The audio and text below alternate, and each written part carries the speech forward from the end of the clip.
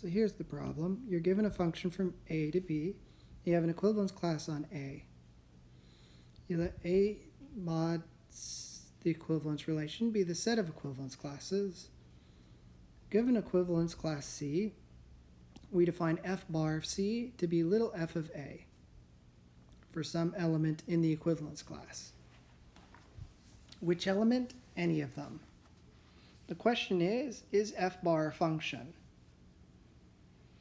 This is not obvious because, well, it seems like it depends on which element you picked.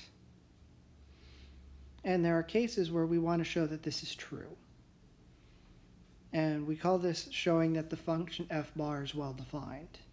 Technically, we should say it's showing that f bar is in fact a function. But for whatever reason in the literature, this is the terminology we've come to use, and we use it a lot in this course.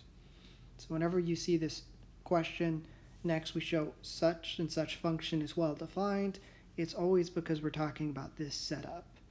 And what we're trying to show is that you actually have a function on the equivalence classes coming from this construction.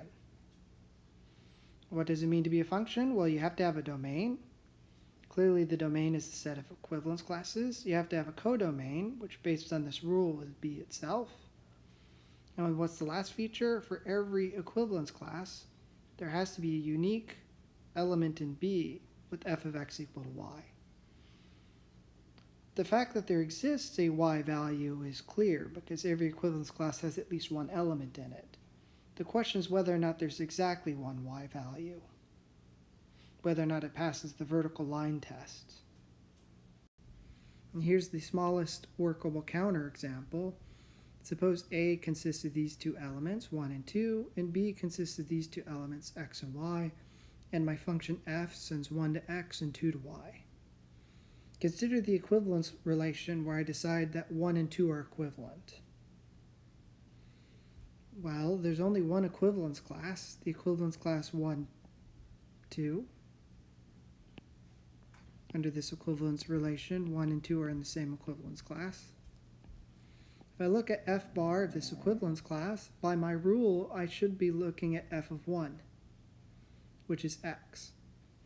On the other hand, f bar of the equivalence class of 2 is f of 2, which is y. However, since these two are actually the same equivalence class, it has to logically follow that f bar of 1 is equal to f bar of 2. i.e., normally a function, when you input a variable, a value into your function, it shouldn't matter how you input it. It matters what it is. In other words, when you input 1 plus 1 into a formula, you should get the same answers if you input 2. If I input this equivalence class into my formula, I should get the same things if I input this one, because they're the same equivalence class. But that didn't happen here. We got distinctly different answers. So in general, this approach to trying to define a function on equivalence classes by saying, well, just take an arbitrary element in your equivalence class and apply the function upstairs to that element, does not always give you a function.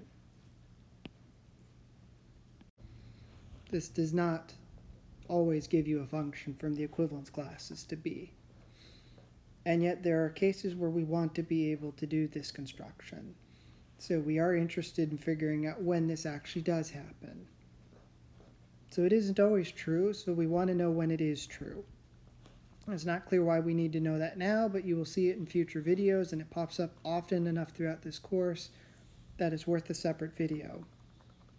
Although this video is light on examples, you'll see the examples throughout this course. This concept pops up over and over again. So what do we need? Well, let's look at A. Let's partition it into its equivalence classes. Take an element in the equivalence class. It has to map to something over here.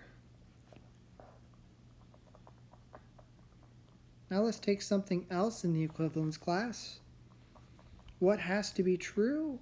It has to map to the same point. And we see that's what we need. in order to be well defined. If that were true, then we actually do get the equality we want. If x is equivalent to x prime, that means that they have the same, that's if and only if they're the same equivalence class. In this case, you see that you can get this result.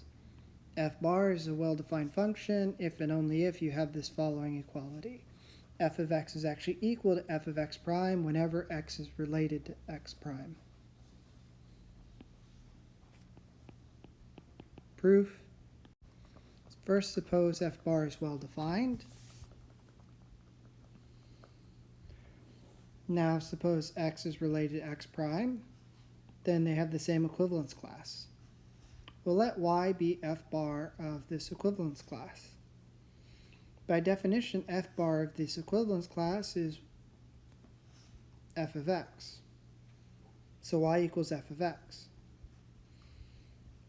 Likewise, since f bar is in fact a function, and these are the same equivalence classes, f bar of square brackets x is equal to f bar of square brackets x prime, which means y is equal to f bar x prime. By the definition of f bar, that also means that y is equal to f of x prime. Since y is equal to f of x and y is equal to f of x prime, we have f of x and f of x prime are the same thing. So we have this condition. For the reverse direction, suppose that we have this condition satisfied. Whenever two elements are related, their function values are the same. Well, let's let C be one of these equivalence classes. Suppose it has at least two possible y values from f bar. Suppose you could get y1 and y2. That is, for some x1 in C, y1 is f of x1. For some x2 in C, y2 is f of x2. Because that's what this rule does. Well, because of this condition, since x1 and x2 are in the same equivalence class, they are related. Because of this condition, that means f of x1 is equal to f of x2. So these two values are actually the same. So this tells you that you're going to get exactly one y coordinate for each equivalence class. So you do in fact have a well-defined function. As one last note, there is one slight generalization that sometimes pops up in this course, and definitely pops up in more advanced courses. It's where you have an equivalence relation on the domain and the codomain,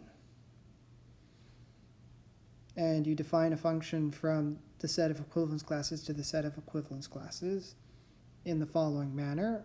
An equivalence class of A, you define f bar of A to be the equivalence class here of f of little a for some little a in C.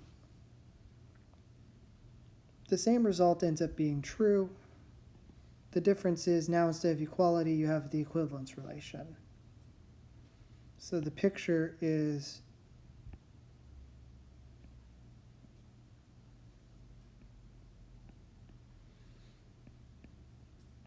instead of requiring x and x prime to be mapped to the exact same point, you just require them to be mapped to the same equivalence class.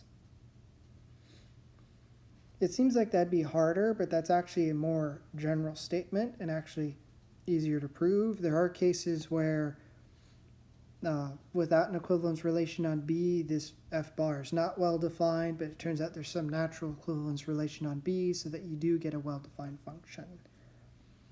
There are lots of cases where that ends up being useful for algebra purposes. That's about all I have to say about well-definedness. It is a bit of a tricky concept and will take getting used to, but you'll see several actual examples throughout the course.